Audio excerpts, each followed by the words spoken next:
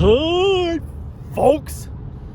It's me again. You know it's me again.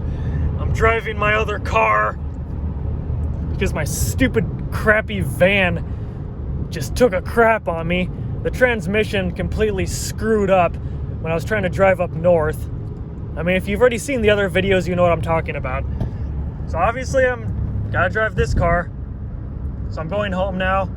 I figure this is why, in some cases, I like to be close-minded with like certain brands, because I've never had any problems with Ford. I've always liked Ford the best just because of my personal experiences. Some people can say Ford sucks and, you know, everyone's entitled to their opinion. I really don't care, but I've personally never had any major problems with Ford. I've never had any engine problems. I've never had any transmission problems. But I'm not saying Honda is bad, because Honda is actually pretty good and Toyota is pretty good too.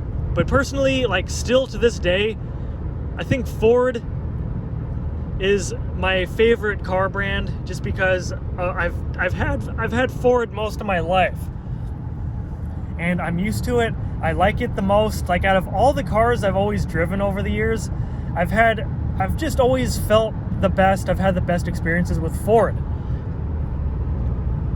And this new car, this van that I only had it for like maybe 3 months, and the transmission just completely blew out on me.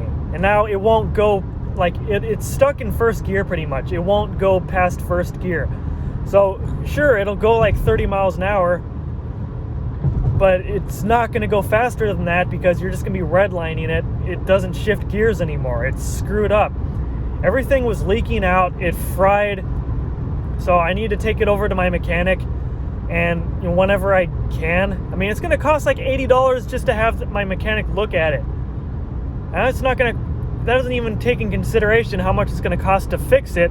Assuming that it's fixable, they might even say, oh, it's going to need a whole new transmission altogether. And that's going to be even more expensive. A new transmission is probably going to be at least $1,000 or more. That's like nearly half the price I paid for this stupid van. So in that case, like, what? Screw that! You buy a new transmission, bitch! Yeah, like, I've heard a lot of the same problems with that specific van, though. Like, Honda makes some of the best motors ever, but with the Honda Odyssey, which is the van that I have, I've heard tons of problems with the transmission. I've heard everywhere that the transmission sucks. Like, some people I've heard with the Honda Odyssey, the transmission completely fries, like, before they even reach 90,000 miles on it. And so I'm guessing, since my Honda Odyssey has like 220 something thousand miles on it, it's pretty up there.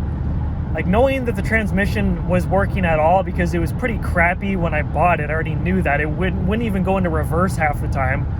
And a lot of times if I drove it more than like 5 or 10 miles, every time it would shift gears, it would kind of be jerky. It would like jump to the next gear. It would be kind of jumpy. And basically, the more I drove it at a time, the worse that it got. There were some times, if I drove like 20 miles or something, there were a couple times where it would go out of gear completely, and I would just be like revving the damn thing because it wouldn't go into gear. It would just completely pop out of gear. It's ridiculous. So I'm guessing if it's true that the Honda Odyssey has really crappy transmissions, but everything else is fine, then knowing the miles it's on it and it's survived that long, the previous owner probably wound up fixing or replacing the transmission at least once.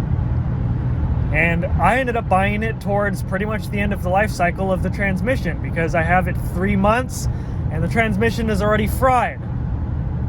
Just crap leaking out all over the place. It was smoking, and it won't go into gear at all anymore. So the mechanic that I usually go to is only like, I don't know, 10 minutes away or something. Maybe I could drive the car over there just in first gear. I'll be driving slow as garbage balls, probably with my hazard lights on. I'll feel like a jackass driving like 20 miles under the speed limit. But whatever, I'm not gonna tow it again. I'll be sure to make videos on that. But it's gonna be a bit, because I don't have that kind of money to throw away right now. I just started this new job that I'm doing, and I'm not even doing it full time. I'm only doing it like maybe 2 or 3 days a week. It's like, that's just barely enough to pay the rent, damn it. Rent and food. So I gotta do more hours at this new job that I'm doing before I can even think about it. So for the time being, I'm back to driving my old car. So majority of videos for the time being where I'm going to be driving, it's going to be back to this car again. I don't necessarily mind that, because I've always liked this car. I've hardly been using it ever since I got my van. My van feels so much bigger. There's so much more space in my van. Like, now that I'm back to driving this thing, it feels really cramped compared to my van. I don't know why. Like, I'll have to get used to it again. I've been driving this car for years, but this car still runs perfectly, so no problems here. I do miss having my sunroof. This car obviously doesn't have a sunroof, so that's another thing I really miss. I've never had a car with a sunroof.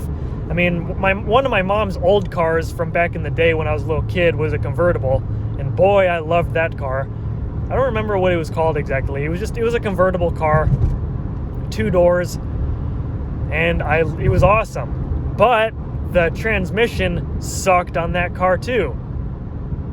I'm going through the same crap that one of my mom's old cars went through. The transmission was garbage. And then the alternator ended up breaking or some crap like that, and it just ended up not being worth fixing all the problems. So I remember my parents scrapped it at a junkyard for like $500. It is what it is. I mean, that's not too bad, knowing that car, we still had that car back when I lived at my old house, my big house with my parents. And that car was just sitting in the backyard for like a year. So go figure. I mean, 500 isn't too bad. Anyway, stay tuned for more videos. Bye, folks.